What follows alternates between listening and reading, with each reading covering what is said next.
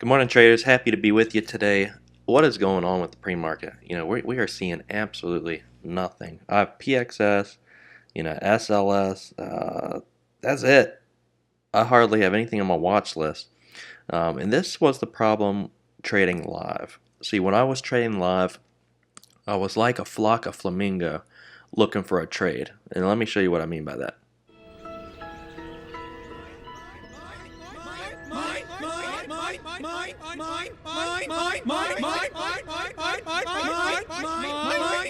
I'm not sure if the right word is a flock of flamingo, but I was just always looking for a trade. And when I'm paper trading, it's more of I don't even need to trade. I don't want to trade.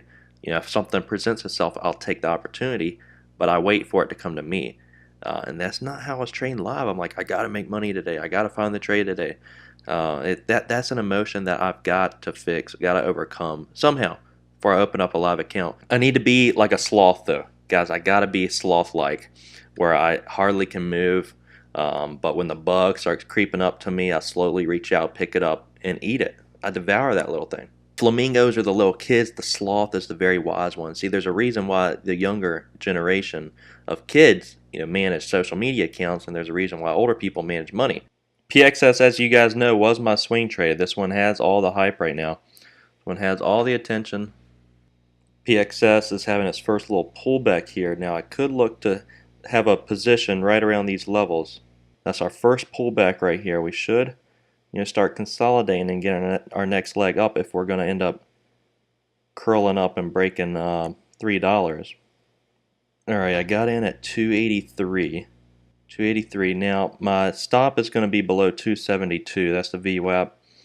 It's going to be my stop. I only got in with 500 shares here. I'm looking for that $3 touch. So $3 is going to be my sell target. This is beautiful, guys. We have 290 resistance. We had our first pullback. We had a lot of hype here. Definitely can see this thing working. I don't want to see it below 274. That is going to be my stop. Getting a little weak right here. Okay, that's a wash, guys, so I'm going to add. Changing the plan right there. It's a huge wash, so I have to add. Have to add to minimize my loss here.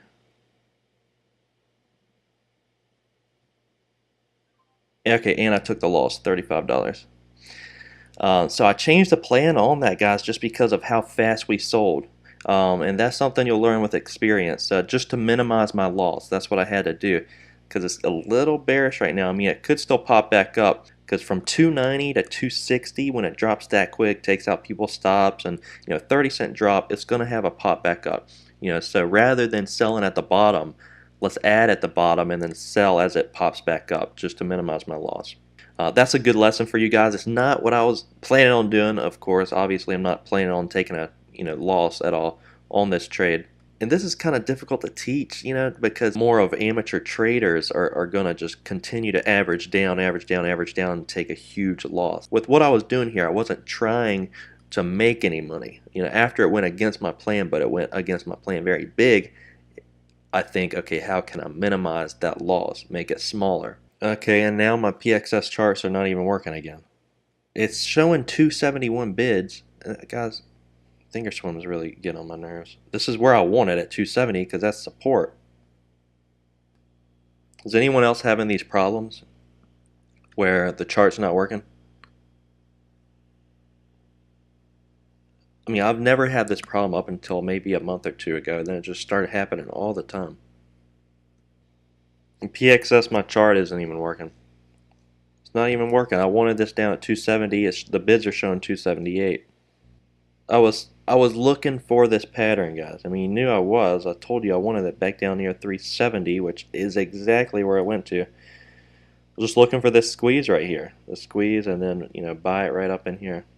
Here's a trick I want to show you guys with the times and sales on Thinkorswim. If you go over here, click on size, and click on show greater than or equal to 200. You only get some of the bigger orders. What its default set to is to show all sizes, which you get a lot of noise in here. For some reason, there's just always a lot of just 100s going through on this.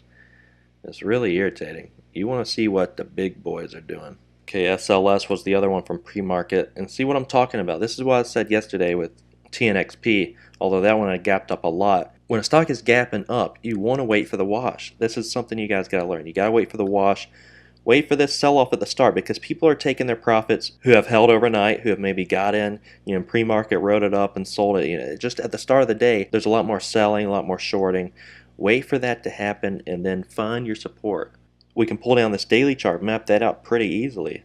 We have 135 on like 4 or 5 of these daily candlesticks back here. So that's what we do.